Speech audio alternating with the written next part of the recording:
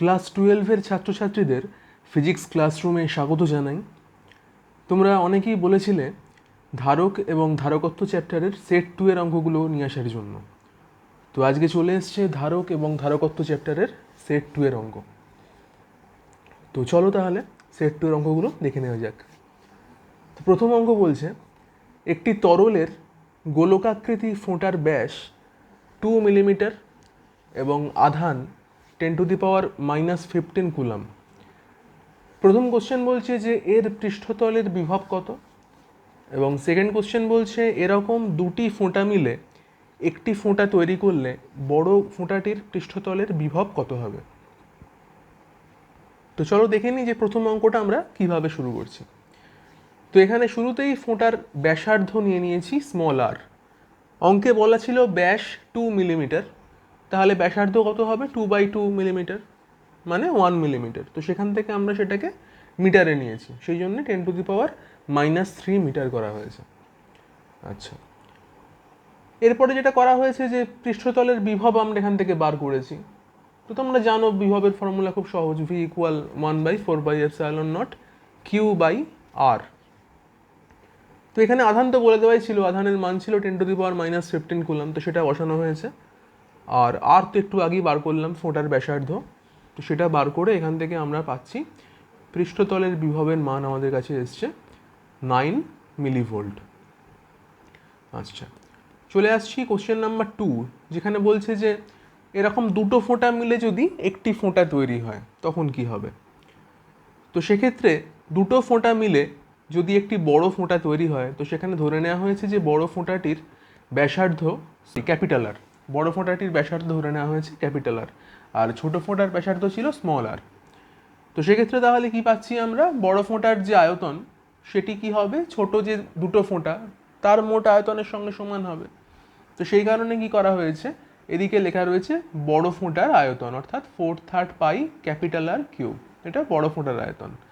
আর ওদিকে লেখা হয়েছে যে একটি ছোট ফোঁটার আয়তন যেটা হচ্ছে 4/3 পাই স্মল আর কিউব, তার সঙ্গে 2 গুণ করা হয়েছে যেহেতু দুটি ফোঁটার আমরা আয়তন এখানে নিয়ে নিচ্ছি। তো সেখান থেকে আমরা বড় ফোঁটা যেটা তার ব্যাসার্ধ ক্যাপিটাল আর, তার মান বার করলাম 2⁻⁻⁰ ইন্টু 10⁻³ মিটার। আচ্ছা, তো এখান থেকে আমরা বড় ফোঁটার আধানও বার করতে পারি। তো একটি ছোট ফোঁটার আধান ছিল 10⁻⁻15 কুলম। আধান কত হবে এখানে, দুটি ফোঁটার আধান হয়ে যাচ্ছে Q prime equal 2Q equal 2 into 10⁻⁻15 coulomb. একটির আধান যদি 10⁻⁻15 কুলম হয়, দুটির আধান কি হবে 2 ইন্টু 10⁻⁻15 কুলম হবে। তো সেক্ষেত্রে আমরা এখান থেকে বড় ফোঁটার বিভব বার করতে পারছি। বড় ফোঁটার বিভব কীভাবে বেরোচ্ছে দেখো, বড় ফোঁটার বিভব হচ্ছে 1/4πε0 বড় ফোঁটার মোট আধান বাই বড় ফোঁটার ব্যাসার্ধ। তো বড় ফোঁটার মোট আধানও বার করেছি কিউ প্রাইম, বড় ফোঁটার ব্যাসার্ধ আর এর মান আমরা বার করেছি, সেগুলো যদি বসিয়ে দিই এখান থেকে আমরা মান পাচ্ছি 14.2 10⁻³ ভোল্ট। চলে এলাম পরের অঙ্ক, কোশ্চেন নাম্বার 2-তে। এখানে বলছে একটি সমান্তরাল পাত ধারকের দুটি পরিবাহী পাতের মধ্যে একটি অন্তরক পদার্থের ফলক প্রবেশ করানো হলো। যদি ধারকটির একক ক্ষেত্রফলের ধারকত্ব আগের মানের দ্বিগুণ হয়, তাহলে দেখাও যে উক্ত অন্তরক পদার্থের পরাবৈদ্যুতিক ধ্রুবকের মান k ইকুয়াল 2x/2x - d হবে। যেখানে বলা হচ্ছে d হচ্ছে ধারকের দুই পাতের মধ্যে ব্যবধান এবং x হচ্ছে অন্তরক পদার্থের বেধ। তো যাই হোক, তাহলে এখানে অঙ্কটা আমরা কি করছি দেখো, এখানে ধরে নেওয়া হচ্ছে যে ধারকটির একক ক্ষেত্রফলের ধারকত্ব c। তো এখানে পাশে একটা ছবি আঁকা রয়েছে দেখো, যেখানে আমরা দুটো প্লেটের মধ্যে ব্যবধান দেখিয়েছি d এবং তার মধ্যে একটি k পরাবৈদ্যুতিক ধ্রুবক বিশিষ্ট একটি পাত ঢোকানো রয়েছে, যে পাতের বেধ হয়েছে x। তো এটি একটি অন্তরক পদার্থ দুটো প্লেটের মধ্যে ঢোকানো রয়েছে। আচ্ছা, তো তাহলে সমান্তরাল পাতধারকের ক্ষেত্রে আমরা এখান থেকে লিখতেই পারবো ধারকত্বের যে ফর্মুলা হয় C equal ε0 alpha by d হয়। তো যেহেতু আমরা এক্ষেত্রে ধরেছি ধারকটির একক ক্ষেত্রফলের ধারকত্ব, তাই জন্য আলফা হয়ে গেছে কিন্তু 1। সেই কারণে আমরা এখানে আলফা কিন্তু লিখিনি, সি ইকুয়াল লিখেছি এপসাইলন নট বাই ডি, যেহেতু এটি শুধু ধারকত্ব নয়, একক ক্ষেত্রফলের ধারকত্ব, এটা কিন্তু মাথায় রাখতে হবে। আচ্ছা, তারপরে কি করা হচ্ছে দেখো, অন্তরক পদার্থের এক্স বেধের ফলক এখানে আমরা প্রবেশ করাচ্ছি, তার ফলে ধারকত্ব কত হবে? ধারকত্ব হয়ে যাচ্ছে epsilon naught by d minus x plus x by কে।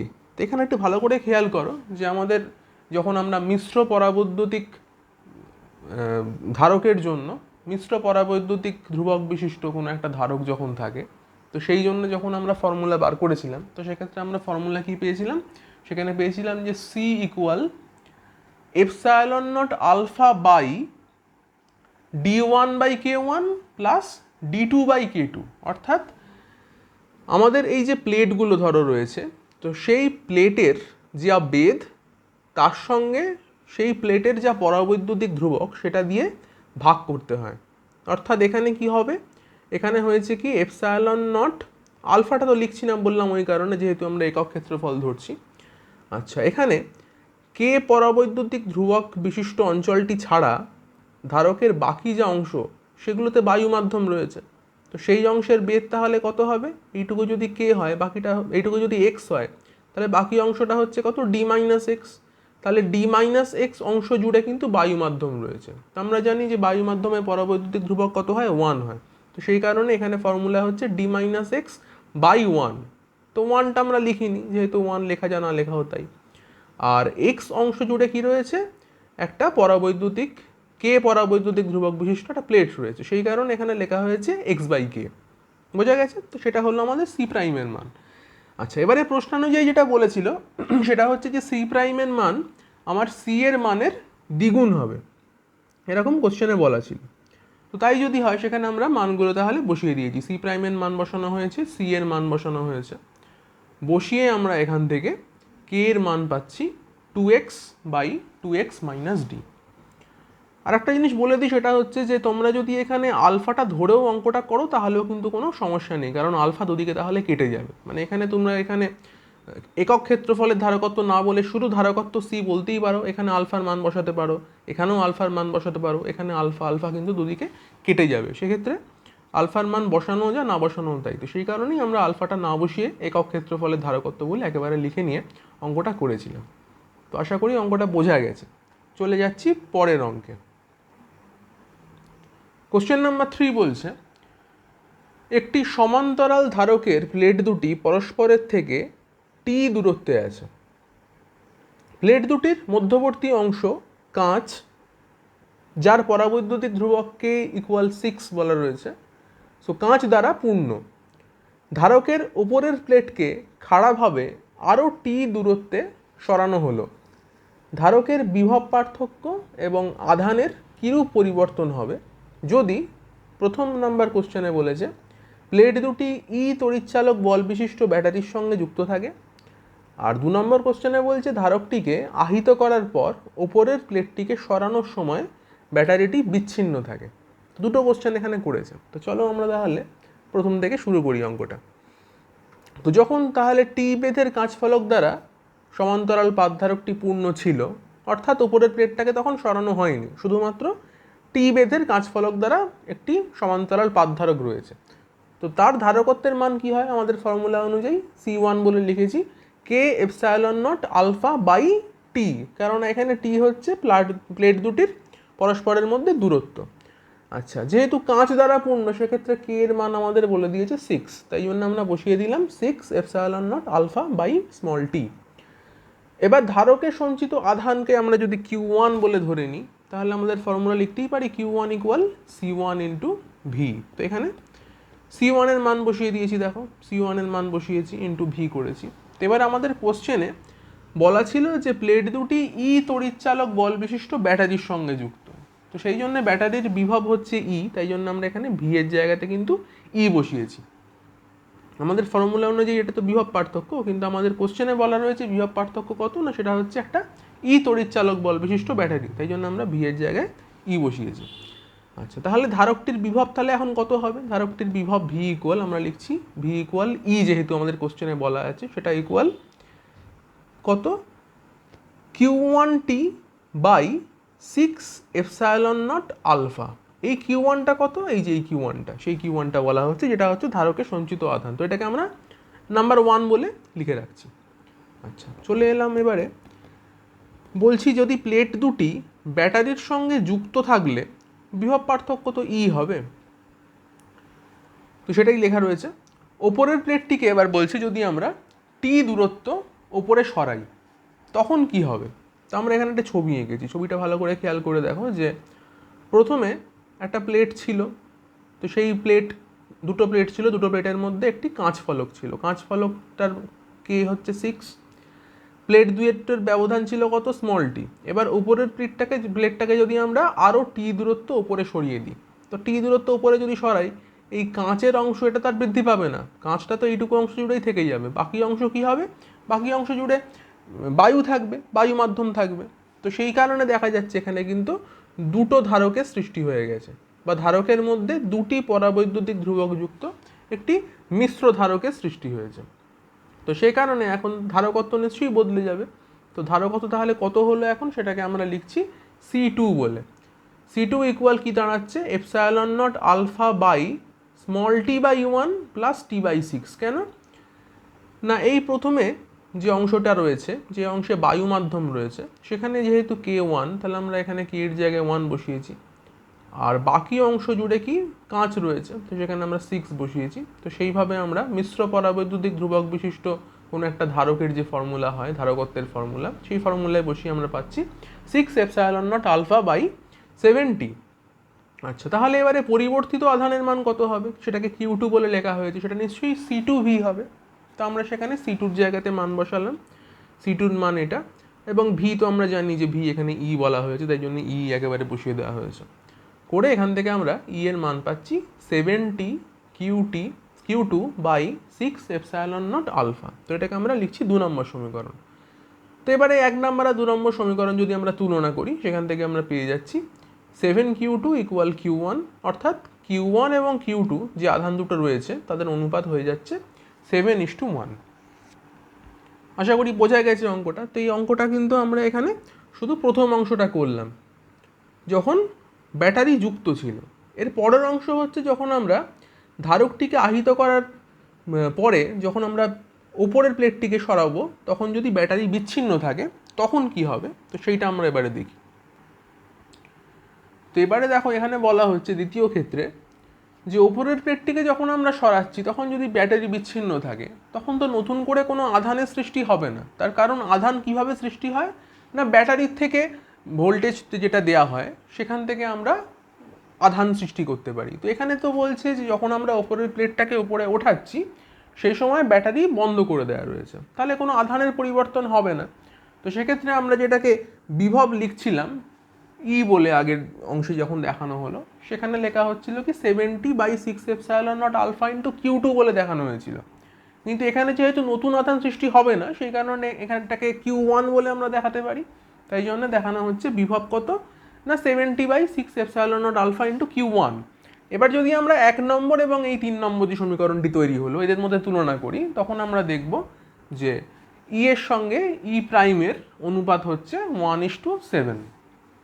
আচ্ছা, চলে আসি পরবর্তী 4 নম্বর অঙ্কে। 4 নম্বর অঙ্ক কি বলছে দেখো, 4 নম্বর অঙ্কে বলছে যে কে পরাবৈদ্যুতিক ধ্রুবকের একটি ফলকের ক্ষেত্রফল একটি সমান্তরাল পাতধারকের পাতের ক্ষেত্রফলের সমান, এবং বেধ বলেছে 3/4 ইন্টু ডি, যেখানে ডি বলা হচ্ছে পাত দুটির ব্যবধান। ফলকটিকে ধারকের পাত দুটির মধ্যে প্রবেশ করালে ধারকত্বের কী পরিবর্তন হবে বলে একটা কোশ্চেন করেছে। যাই হোক, তো ব্যাপারটা কিন্তু একই রকম, মানে আগে আমরা যে অঙ্কগুলো করছিলাম যে মিশ্র পরাবৈদ্যুতিক ধ্রুবক বিশিষ্ট ধারক, এখানেও একই রকম অঙ্কটা দিয়েছে আর কি। তো এখানেও আমরা লিখে নিচ্ছি যে বায়ু মাধ্যমে ধারকটির ধারকত্ব কত হয়। তো সেটি হচ্ছে কত, এমনি সাধারণ যে formula C equal epsilon naught A by D, area by distance. তো এবারে যখন আমরা কে পরাবৈদ্যুতিক ধ্রুবকের ফলক প্রবেশ করালাম তখন ধারকত্ব কত হবে। তো তার জন্য একটা ছবি এঁকেছি দেখো, সেখানে কি প্রথমে দুটোর মধ্যে ব্যবধান ছিল ডি, এবার একটি ফলক প্রবেশ করানো হলো যার বেধ হচ্ছে কত 3D/4। তাহলে এই অংশটার পরাবৈদ্যুতিক ধ্রুবক কত কে, বাকি অংশটা বায়ু মাধ্যম, তার পরাবৈদ্যুতিক ধ্রুবক 1। তো তাহলে আমরা একই রকমভাবে খুব সহজেই বার করতে পারছি। দেখো সি প্রাইম হচ্ছে কি এখন নতুন যে ধারকটা হলো তার ধারকত্ব, সেটা কত epsilon naught into area by যে অংশটুকু বায়ু মাধ্যমে আছে। কতটা বায়ু মাধ্যমে আছে, ডি থেকে এই 3D/4 বিয়োগ করে দাও, তাহলে সেইটুকু অংশ আমার বায়ু মাধ্যমে রয়েছে। তো সেই অংশটা বায়ু মাধ্যমের পরাবৈদ্যুতিক ধ্রুবক 1 প্লাস যে অংশটাতে পরাবৈদ্যুতিক ধ্রুবক যুক্ত প্লেট ঢোকানো হয়েছে সেই অংশটা কত 3D/4 বাই সেটার পরাবৈদ্যুতিক ধ্রুবক কত কে। এবার এই জিনিসটা বসিয়ে আমরা এখান থেকে সলভ করতে পারি। এখান থেকে সলভ করলে দেখো এখান থেকে চলে আসছে epsilon naught A by D into 4k by K plus 3। এবার epsilon naught A by D মানে একটু আগেই আমরা দেখলাম যে এটার মান কত হয়, সি হয়, সেইখান থেকে সি বসিয়ে দেওয়া হয়েছে। তো এটি হয়ে গেল আমাদের 4 নম্বর অঙ্কের উত্তর। চলে এলাম 5 নম্বর অঙ্কে। এখানে বলছে 1 মাইক্রোফ্যারাড এবং 5 মাইক্রোফ্যারাডের দুটি ধারককে শ্রেণী সমবায়ে রেখে একটি 10 ভোল্ট ব্যাটারির সঙ্গে যুক্ত করা হলো। ব্যাটারি সংযোগ বিচ্ছিন্ন করে ধারক দুটিকে সমান্তরালে যোগ করা হলো। ধারক দুটিতে আধানের পরিমাণ নির্ণয় করো। তো এখানে তাহলে কি করা হয়েছে দেখো, এখানে প্রথমে দুটি ধারককে শ্রেণী সমবায়ে রাখা হয়েছে। তো শ্রেণী সমবায়ে রাখলে যে ফর্মুলা হয় তুল্য ধারকত্ব নির্ণয় করার, কিভাবে করব দেখো, এখানে সিএস বলে লেখা রয়েছে। এখানে এস অর্থাৎ সিরিজ কানেকশন, তাই জন্য সিএস সাফিক্সে এস লেখা রয়েছে। তো ফর্মুলা কি, 1/c equivalent equal 1/c1 plus 1/c2। তো সেটা থেকে করে তোমাদের সি ইকুইভ্যালেন্ট বার করতে হবে। তো এখানে সি ইকুইভ্যালেন্টকে আমরা ধরে নিয়েছি সিএস। তো সেটা কত তাহলে হচ্ছে আমাদের ছোট শর্ট ফর্মুলা কি হয়ে যায়, দুটো ধারকের উপরে গুণফল বাই দুটো ধারকের যোগফল। তো মনে রাখবে যে শ্রেণী সমবায়ের ক্ষেত্রে তুল্য ধারকত্ব নির্ণয়ের যে ফর্মুলা, দুটি ধারকের গুণফল উপরে বাই দুটি ধারকের যোগফল নিচে। তো সেখান থেকে আমরা কী পাচ্ছি, 5/6 মাইক্রোফ্যারাড হলো। এবারে ধারক দুটিতে তাহলে মোট আধানের পরিমাণ কত। তো আমরা জানি যখন কোনো শ্রেণী সমবায়ে দুটি ধারক থাকে তখন প্রতিটি ধারকের মধ্যে সমপরিমাণ আধান সঞ্চিত হয়। তো এখানে তাহলে তুল্য যে ধারকটি তৈরি হলো তার সঙ্গে সেই ধারকত্বের সঙ্গে আমরা যদি যে মোট বিভবের সঙ্গে সেই দুটি ধারক যুক্ত ছিল সেই বিভবকে গুণ করি, তাহলে এখান থেকে আমরা মোট আধানের পরিমাণ পেয়ে যেতে পারি। তো সেটা কত হলো, 25/3 মাইক্রোকুলম। আচ্ছা, এবারে বলছে যে আমরা যদি ব্যাটারি বিচ্ছিন্ন করে দিই, দিয়ে সেটাকে যদি এবারে সমান্তরালে যুক্ত করি, তাহলে সমান্তরালে যুক্ত করলে তুল্য ধারকত্ব কী হয়, দুটো ধারকের যোগফলটাই তুল্য ধারকত্ব। সেক্ষেত্রে সেটা লিখেছি আমরা দেখো সিপি বলে, পি অর্থাৎ প্যারালাল কানেকশনের জন্য পি লেখা হয়েছে সিএস সাফিক্সে করে। এখান থেকে আমরা পেলাম 6 মাইক্রোফ্যারাড। এখন বলছে সমবায়টিকে দুই প্রান্তের বিভব প্রভেদ তাহলে কত হবে, সেটা হয়ে যাচ্ছে কি একই রকমভাবে দেখো, কিউ ইকুয়াল সিপি ফর্মুলা থেকে ভি ইকুয়াল আমরা কিউ বাই যদি সিপি করি সেখান থেকে আমরা পেয়ে যাচ্ছি 1.39 ভোল্ট। এটাই হচ্ছে এখন সমবায়ের বিভব প্রভেদ। তো সমান্তরালে থাকলে কি হয়, দুটি ধারক তো একই পরিমাণ বিভব পায় সেক্ষেত্রে, তাহলে এই 1.39 ভোল্ট দুটি ধারকই পাবে। তাহলে আমাদের বার করতে হচ্ছে দুটো ধারকের মধ্যে সঞ্চিত আধান কত। তাহলে 1 মাইক্রোফ্যারাড ধারকে সঞ্চিত আধানকে আমরা যদি Q1 লিখি সেটা কত হবে, C1 ইন্টু ভি হবে। তো সেটা করে আমরা কত পাচ্ছি, C1 এর মান বসিয়েছি, ভি এর মান বসিয়েছি, করে পাচ্ছি 1.39 10⁻⁻6 কুলম। একই রকমভাবে যদি 5 মাইক্রোফ্যারাড ধারকটার জন্য আমরা করি, সেখান থেকে সঞ্চিত আধান আমরা পেয়ে যাচ্ছি Q2 ইকুয়াল C2V। দুটো ধারক ক্ষেত্রেই যেরকম বললাম যে বিভব তো একই হবে, কারণ সমান্তরাল সমবায় দুটোর বিভব একই হয়, দুটি ধারকের বিভব প্রভেদ সেম। সেখান থেকে আমরা পেলাম 5 মাইক্রোফ্যারাড ধারকে সঞ্চিত আধান 6.95 10⁻⁻6 কুলম। আচ্ছা, পরের অঙ্ক 6 নম্বর অঙ্ক। এখানে বলছে এ ও বি দুটি ধারকের ধারকত্ব যথাক্রমে 1 মাইক্রোফ্যারাড ও 2 মাইক্রোফ্যারাড, দুটিকেই 12 ভোল্ট এর ব্যাটারি দ্বারা আহিত করা হলো। ধারক দুটিকে সংযুক্ত করলে ওদের পাতের বিভব পার্থক্য কী হবে। যখন প্রথম কোশ্চেন বলছে এ এর ধনাত্মক পাত বি এর ধনাত্মক পাতের সঙ্গে যোগ করা হলো, আর দ্বিতীয় প্রশ্নে বলছে এ এর ধনাত্মক পাত বি এর ঋণাত্মক পাতের সঙ্গে যুক্ত করা হলো। তো খুবই একটা ইম্পর্ট্যান্ট কোশ্চেন, এটা পরীক্ষায় এসছে কয়েকবার এই জিনিসটা। তো চলো তাহলে কিভাবে করব অঙ্কটা দেখো। তো এখানে প্রথমেই বলেছে যে দুটো ধারক আমরা নিয়েছি এবং দুটো ধারকের মধ্যেই 12 ভোল্ট কানেকশন দেওয়ার মাধ্যমে তাদেরকে আহিত করা হয়েছে। তো তাহলে প্রথম ধারক যেটা এ ধারক ছিল সেখানে সঞ্চিত আধান তাহলে কত হবে, সি এ বলে আমরা লিখেছি প্রথম ধারকটির ধারকত্বকে সিএ লেখা হয়েছে, সিএ ইন্টু ভি। তো ভি তো কত 12 ভোল্ট বলেছিল, আর সি কত বলেছিল 1 মাইক্রোফ্যারাড। তো সেখান থেকে আমরা তাহলে করলাম কি, পেয়ে গেলাম প্রথম ধারকের সঞ্চিত আধান 12 ইন্টু 10⁻⁻6 কুলাম হলো। এরপরে কি বলছে, বি ধারকের সঞ্চিত আধান, সেখানেও তো ওই 12 ভোল্ট ব্যাটারি দিয়েই আমরা সেটাকে বাহিত করলাম। তো সেখান থেকেও আমরা পেয়ে যাচ্ছি, ধারকত্বের মান বসিয়েছি, বিভবের মান বসিয়েছি, করে পেলাম 24 ইন্টু 10⁻⁻6 কুলাম হলো। এবারে ঢুকি মূল যে কোশ্চেন যা বলছে, সেখানে বলছে যে এর ধনাত্মক পাত বি এর ধনাত্মক পাতের সঙ্গে যুক্ত করা হয়েছে।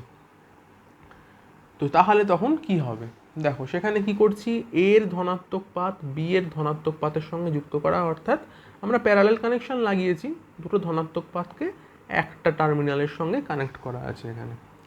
তখন তাহলে কি হচ্ছে, দেখো বলছে যে ক্ষেত্রে দুটি ধারকের ধনাত্মক পাত যুক্ত থাকায় দুটি ধারকই 12 ভোল্ট করেই বিভব পাবে। তো সেরকমই তো হওয়া উচিত, দুটো ধারকের পজিটিভ টার্মিনাল, যেমন উপরের ছবিটায় দেখো, উপরের যে ছবিটা ছিল সেখানে দুটো ধারকেরই পজিটিভ টার্মিনাল 12 ভোল্টের সঙ্গে কানেক্টেড ছিল, তাহলে সেখানে কিন্তু পোলারিটি দুটোরই এক ছিল, তাই জন্যে সমান্তরাল সমবায় দুজনেই 12 ভোল্ট করেই পাবে। সেকেন্ড কোশ্চেনে কি হয়েছে দেখো, সেকেন্ড কোশ্চেনে কিন্তু প্রথম ধারকটির যে নেগেটিভ টার্মিনাল দ্বিতীয় ধারকের পজিটিভ টার্মিনালের সঙ্গে তাকে যুক্ত করে দেওয়া হয়েছে, বা উল্টো করে ভাবতে পারো, মানে যেমন ধরুন বলেছে কোশ্চেনে যে এর ধনাত্মক পাত বি এর ঋণাত্মক পাতের সঙ্গে, তাহলে আমি যদি মনে করি যে এটা আমার এ ধারক, এটা যদি বি ধারক, তাহলে এর ধনাত্মক পাত বি এর ঋণাত্মক পাতের সঙ্গে, মানে পোলারিটিটাকে উল্টে দেওয়া হয়েছে, মানে প্লাসের সঙ্গে মাইনাস কানেক্ট করে দেওয়া হয়েছে। তো তখন তাহলে কি হবে, এক্ষেত্রে কিন্তু দুটো ধারকের মধ্যে এবার আধান বন্টন হয়ে যাবে। আধান বন্টন কেন হবে, বা আগেরটাতে আধান বন্টন কেন হয়নি, তোমাদের এটা মনে প্রশ্ন আসতে পারে। তো আধান বন্টন কখন হয়, আধান সবসময় জানবে যে একটা বড় বিভব থেকে ছোট বিভবের দিকে যায়। এবার আগের ক্ষেত্রে কি ছিল, যে দুটো ধারকেরই দুদিকে তো প্লাস প্লাস পোলারিটি ছিল, এবং দুটো ধারকের বিভব এখানেও প্লাস ভোল্ট ছিল, এখানেও প্লাস ভোল্ট ছিল। তো সমবিভব যুক্ত দুটো বিন্দু যদি হয়, তো সেখানে এক বিন্দু থেকে অন্য বিন্দুতে তো আধান ট্রান্সফার হতে পারে না, কারণ দুটোতেই তো একই বিভব রয়েছে। কিন্তু এখানে কি হয়েছে দেখো, এখানে যেহেতু পোলারিটি বদলে গেছে, সেই জন্যে এদিকে প্লাস এদিকে মাইনাস, বা এদিকে প্লাস এদিকে মাইনাস, তাই এক অংশ থেকে অন্য অংশে ভিন্ন বিভব যেহেতু, সেই জন্য ভিন্ন বিভবে আধান ট্রান্সফার হতেই পারে। তো এখানে সেই জিনিসটাই ঘটেছে আর কি। তো তার ফলে আধান বন্টনের ফলে আমরা দেখব যে মোট আধান তাহলে কত হয়েছে, সেটা হয়েছে 24 - 12 করে আমরা পেলাম 12 মাইক্রোকুলম, অর্থাৎ এখানে আধান বন্টন হলো। আচ্ছা, তাহলে এবার ধারক দুটির তুল্য ধারকত্ব কত হবে, এখান থেকে যেহেতু আমাদের প্যারালাল কানেকশন আছে এখানে, তাহলে আমরা লিখতে পারি সিএ প্লাস সিবি কত 3 মাইক্রোফ্যারাড। আচ্ছা, 3 মাইক্রোফ্যারাড যদি হয় তাহলে বিভব পার্থক্য কত, বিভব পার্থক্যের ফর্মুলা আমরা জানি কি, কিউ বাই সি ইকুইভ্যালেন্ট। তো কিউ কত 12 মাইক্রোকুলাম ছিল, আর সি ইকুইভ্যালেন্ট কত ছিল 3 ছিল, এখান থেকে পেয়ে যাচ্ছি 4 ভোল্ট। পরের কোশ্চেন নাম্বার 7-এ বলছে যে চিত্রের প্রদর্শিত বর্তনীতে প্রতিটি ধারকের ধারকত্ব 1 মাইক্রোফ্যারাড, পি ও কিউ বিন্দুর মধ্যে তুল্য ধারকত্ব নির্ণয় করো। তো এখানে একটা ছবি দিয়েছে, পি কিউ দুটো অংশের নাম দিয়েছে, দুটো টার্মিনাল, একটা পি একটা কিউ বলে, মাঝে ধারকের একটি সমবায় দেওয়া রয়েছে এখানে। তো আমি যেহেতু ধারকটাকে পরে আবার একটু ভালো করে এঁকেছি আর কি অন্যরকম বিন্যাসের মাধ্যমে, সেই জন্য আমরা প্রতিটি ধারকের নাম দিয়েছি, দেখে নাও যে এটাকে 1 2 3 4 করে করে 7 অবধি 7টা ধারক 7 রকম নাম দেওয়া হয়েছে, অর্থাৎ যাতে করে আমি যখন পরে বিন্যাসটা করব যাতে তোমাদের বুঝতে সুবিধা হয় যে কোন ধারকটাকে আমি কোথায় লিখলাম, সেই কারণেই আমরা এখানে 1 2 করে ব্যাপারটাকে সাজিয়ে নিয়েছি। আচ্ছা, এটা তাহলে তুল্য বর্তনীটা কেমন হবে সেটা দেখো পরের ছবিতে আঁকা রয়েছে। তো মেনলি যেটা হবে, তোমরা এভাবে না করে জাস্ট এই ছবিটা থেকেই বুঝতে পারো, দেখতে পাচ্ছ এখানে যে 1 2 3 এরা কিন্তু অ্যাকচুয়ালি শ্রেণী সমবায় রয়েছে। শ্রেণী সমবায় অর্থাৎ যেখানে কিন্তু কোনো রকম আধানের ব্রাঞ্চিং হবে না, মানে এক বর্তনী বা এক লাইন থেকে অন্য লাইনে আধান ট্রান্সফার হতে পারবে না, একটাই আধান কিন্তু এই 3 থেকে 1 1 থেকে 2-তে যেতে পারে, এখানে কিন্তু আধান বন্টন হওয়ার কোনো জায়গা নেই। কিন্তু তোমরা দেখতে পাবে যদি আমরা এবারে এখান থেকে এই জায়গায় আসি, এই টার্মিনালটায় আসি, মানে ধরো এখান থেকে 3 থেকে শুরু করে 1 এলে 2-তে এলে এই অবধি তো তোমরা একটাই লাইন পেয়েছো, কিন্তু যদি তুমি এই জায়গাতে আসো অর্থাৎ এখানে 4, 5 এবং 3 এদের মাঝে একটা টার্মিনাল পাচ্ছ বা জাংশন পাচ্ছ, বা এখানে যেমন ধরো 4, 6, 2 এর মাঝে একটা ব্রাঞ্চ জাংশন পাচ্ছ, এখানে কিন্তু আধান বন্টন হওয়ার চান্স রয়েছে। মানে ধরো 2 থেকে আধান এলো, এসে 4-এও যেতে পারে, 6-এও যেতে পারে, বা 3 থেকে আধান এলো, এসে 5-এও কিছুটা যাবে, 4-এও কিছুটা যাবে। তো এইরকম ব্রাঞ্চিং যখন হবে সেখানে কিন্তু সমান্তরাল সমবায়ের মানে অঙ্কটা হয়ে যাবে, সেখানে কিন্তু শ্রেণী সমবায় আর থাকবে না। শ্রেণী তাহলে কোথায় ছিল? 3-1-2 শ্রেণী ছিল, তাই জন্য আমরা কি করেছি দেখো 3-1-2 এটা শ্রেণীতে নিয়ে এসেছি। এবার তারপরেই ফার্স্ট ব্রাঞ্চিং আমরা কোথায় পেলাম 4-এ, যেখানে গিয়ে আধানটা ভাঙতে পারে, তাই জন্য 4-কে বলে নিচ্ছি আমরা 1, 2, 3 এদের সমান্তরাল। আচ্ছা, তারপরে আবার দেখো 5 এবং 6, 4 থেকে ব্রাঞ্চিং হচ্ছে 5-এ, 4 থেকে ব্রাঞ্চিং হচ্ছে 6-এ। তো সেই জন্য এখানে আবার কি করা হয়েছে, এই পুরো অংশটাকে যদি আমরা একটা তুল্য ধারক ভেবে নিই, তো সেখানে যদি আমরা এই পুরো এই 4টে ধারকের জায়গাতে যদি ভাবি যে এখানে একটি মাত্র ধারক আছে, তাহলে এখানে আবার দেখো 5 সেই ধারকটি যে একটি মাত্র ধারকের কথা বললাম সেটা, এবং 6 তারা কিন্তু আবার শ্রেণী সমবায় চলে যায়। অর্থাৎ এখানে এই 3-1-2 এরা শ্রেণী, তার সঙ্গে 4 রয়েছে প্যারালাল, এই পুরোটার সঙ্গে দেখো 5 এবং 6 কিন্তু শ্রেণী সমবায় থেকে যায়।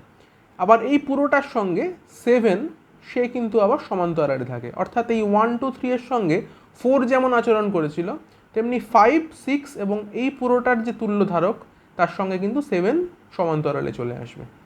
তো সেইভাবে আমরা কিন্তু অঙ্কটাকে সাজিয়েছি করে এখান থেকে আমরা এবারে আস্তে আস্তে প্রতিটা তুল্য ধারকত্ব বার করার চেষ্টা করেছি। করে দেখো যে প্রথমে আমরা কি করেছি, প্রথমে 3-1-2 এদের তুল্য ধারকত্ব বার করেছি। এবার এখান থেকে কি ছিল, প্রতিটি ধারকের ধারকত্ব এখানে 1 মাইক্রোফ্যারাড বলে দেওয়া ছিল, তো আমরা অঙ্কের শুরুতেই ধরে নিয়েছি যে প্রতিটি ধারকের ধারকত্ব সি বলে ধরে নিয়েছি, অর্থাৎ সি এর মানই 1 মাইক্রোফ্যারাড।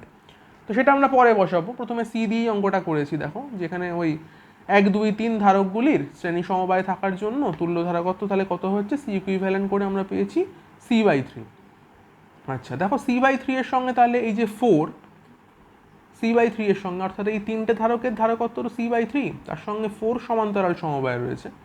তো সেখান থেকে তাহলে কি পেয়েছি দেখো, c ইকুইভ্যালেন্ট 2 বলে যেটাকে লিখেছি সেখানে পেয়েছি c/3 প্লাস c করে 4c/3 হয়েছে। এই 4c/3 এর সঙ্গে আবার কি হয়েছে, 5 আর 6 নম্বর যে ধারক তারা শ্রেণী সমবায় রয়েছে, তাই জন্য তাদেরকে আবার শ্রেণী সমবায় ফর্মুলা আমরা দিয়েছি।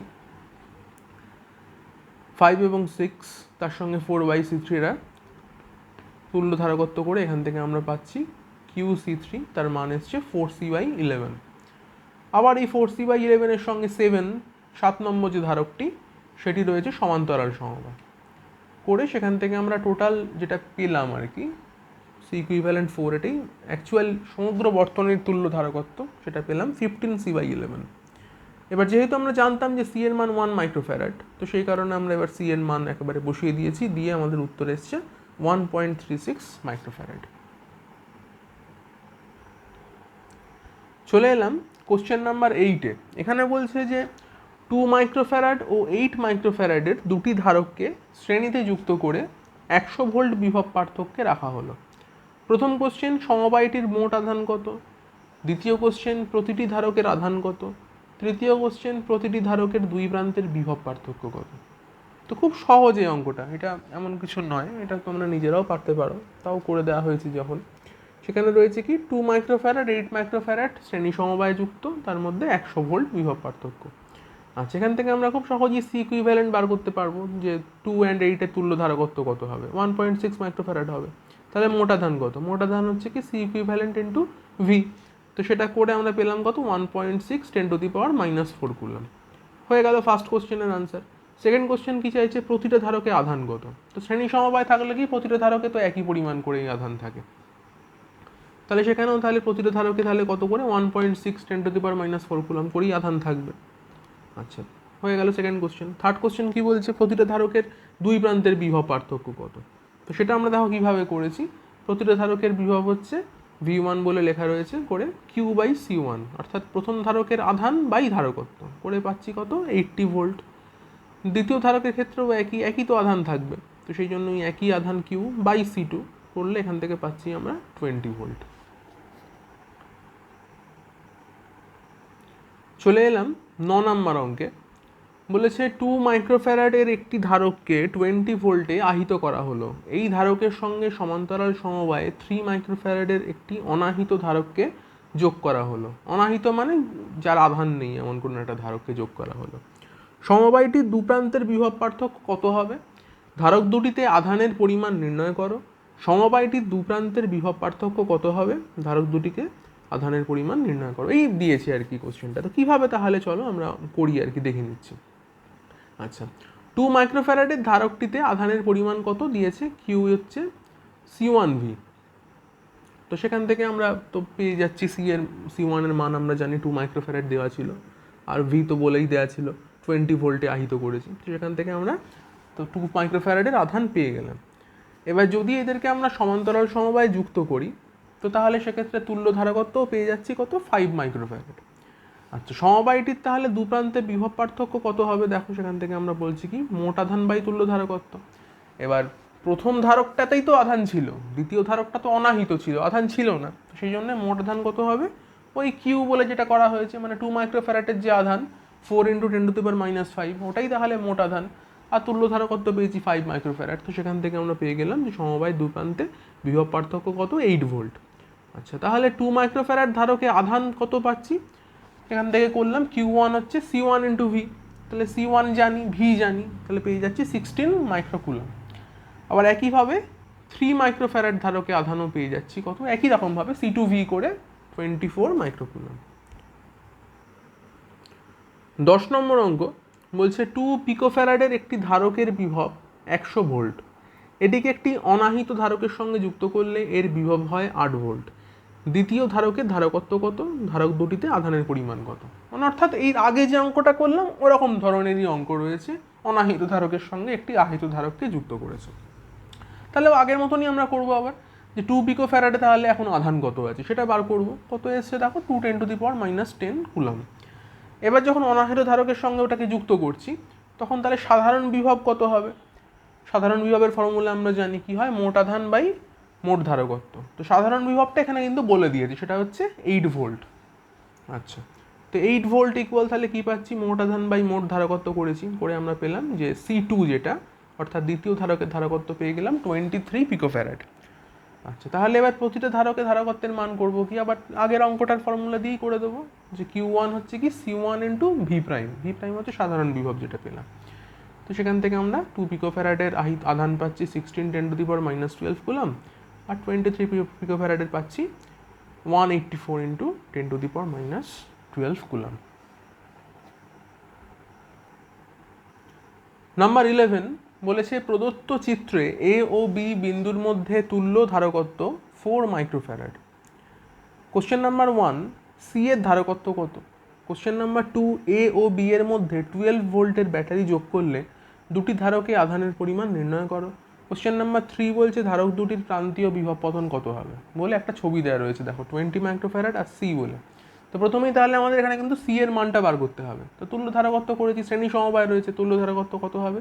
20 × C / 20 + C, সেটা বলে দিয়েছিল 4। তো এটা থেকে খুব সহজেই তুমি বার করতে পারছো সি এর মান 5 মাইক্রোফ্যারাড।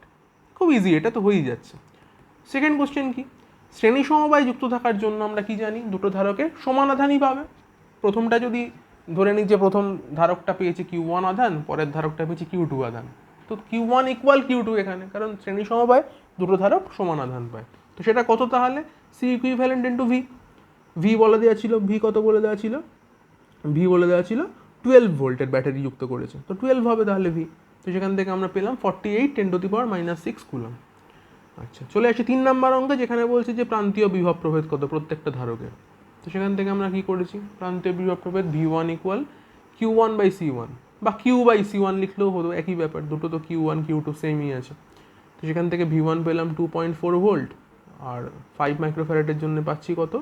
এই একই রকমভাবে Q2/C2 করে আমরা পাচ্ছি 9.6 ভোল্ট। চলে আসছি কোশ্চেন নাম্বার 12। এখানে বলেছে প্রদত্ত বর্তনীতে 4টি 10 মাইক্রোফ্যারাডের ধারককে 500 ভোল্টের উৎসের সঙ্গে যুক্ত করা হয়েছে। কোশ্চেন নাম্বার 1, ধারকের সমবায়ের তুল্য ধারকত্ব, এবং কোশ্চেন নাম্বার 2, প্রতিটি ধারকের আধান নির্ণয় করো।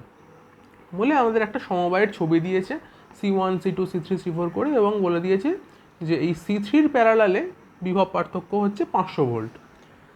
আচ্ছা, তা কীভাবে করা হয়েছে দেখো, এখানে প্রথমেই আমরা কি করলাম, তুল্য ধারকত্ব বার করলাম। ফার্স্ট কোশ্চেন তাই ছিল যে ধারক সমবায় তুল্য ধারকত্ব নির্ণয় করো।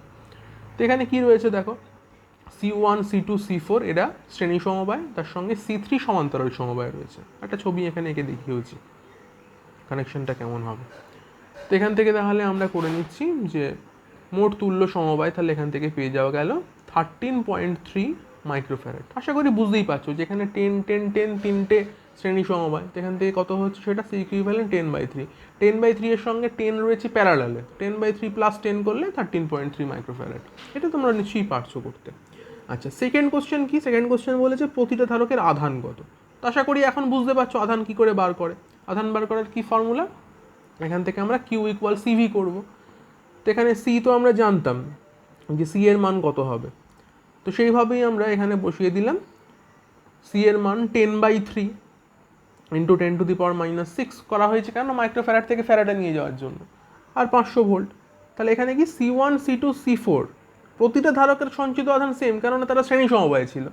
তো সেই কারণে আমরা এখান থেকে করলাম কি 10/3টা হচ্ছে সি ইকুইভ্যালেন্ট কার জন্যে না, ওই এই যে তিনটে 10 তারা শ্রেণী সমবায় যারা ছিল তাদের তুল্য ধারকত্বর সঙ্গে 500 গুণ করেছি, করে এখান থেকে প্রতিটা ধারকে তাহলে কিউ আধান সঞ্চিত থাকবে। আর C3-র জন্য কি হবে, C3-তে ধারকত্ব কত ছিল 10 মাইক্রোফ্যারাড, তাহলে C3-র জন্য শুধুমাত্র সেখানে কিন্তু ধারকত্ব 10 ইন্টু 10⁻⁻6 ইন্টু 500 হয়ে করে নিচ্ছি কত 5 ইন্টু 10⁻⁻3 কুলম। তো এইভাবে তাহলে আমরা কিন্তু চারটে ধারকের জন্যই আধান বার করলাম। এখানে যেমন প্রতিটা ধারকের জন্যই C1 C2 C4 ধারকের জন্য প্রতিটাতেই আধান থাকছে 1.67 10⁻⁻3, তেমনি এখানে শুধু C3-তে থাকছে 5 ইন্টু 10⁻⁻3 কুলম। আচ্ছা, কোশ্চেন নাম্বার 13-এ যাচ্ছি। 13 নাম্বার কোশ্চেনে বলছে প্রদত্ত বর্তনীটির এ ও বি এর মধ্যে 100 ভোল্ট বিভব প্রভেদ প্রযুক্ত হলে সি ও ডি এর মধ্যে বিভব প্রভেদের মান কত হবে নির্ণয় করো বলে একটা ছবি দিয়েছে, যেখানে চারটে ধারক দিয়েছে 6 মাইক্রোফ্যারাডের, দিয়ে টার্মিনাল রয়েছে এ আর বিতে। কোশ্চেন করছে সি এবং ডি এদের মধ্যে বিভব পার্থক্য কত। ব্যাটারি বলে দিয়েছে 100 ভোল্ট ব্যাটারি, কোথায় রাখবে, এ আর বি এর মধ্যে 100 ভোল্ট ব্যাটারি রয়েছে। আচ্ছা, তো তাহলে খুব সহজে অঙ্কটা দেখো, এখানে কি করা হয়েছে, এখানে বলে দেওয়া হয়েছে যে এ ও সি, সি ও ডি এবং ডি ও বি এর মধ্যে থাকা ধারকগুলো শ্রেণী সমবায়। মানে কি, যখন এই 6 শ্রেণী সমবায় রয়েছে, তার সঙ্গে এই 6টা প্যারালাল কানেকশানে রয়েছে। তাহলে এ বিতে যদি 100 ভোল্ট বিভব প্রভেদ হয়, তো সেক্ষেত্রে এই তিনটে ধারক ওই 100 ভোল্টকে ভাগ করে নেবে। এবার যেহেতু এই তিনটে ধারক সমান, প্রত্যেকেই মান 6 করে, তাহলে এরা বিভব এদের মধ্যে সমান বিভব পড়বে। তাহলে 100 ভোল্টকে যদি আমরা 3 ভাগে ভাগ করি, সেটা করলে কত হয় 33.3 মতো হয়। তো সেটাই তাহলে প্রত্যেকে পাবে, মানে অর্থাৎ এখানে এসির মধ্যেও যা ভোল্টেজ পাবে, সিডিও সেই ভোল্টেজ পাবে, আবার বিডিও সেই ভোল্টেজ পাবে। তো সেখান থেকে তাহলে আমরা বলতেই পারি খুব সহজে যে সিডির মধ্যে বিভব পার্থক্য হয়ে যাচ্ছে 33.33 ভোল্ট।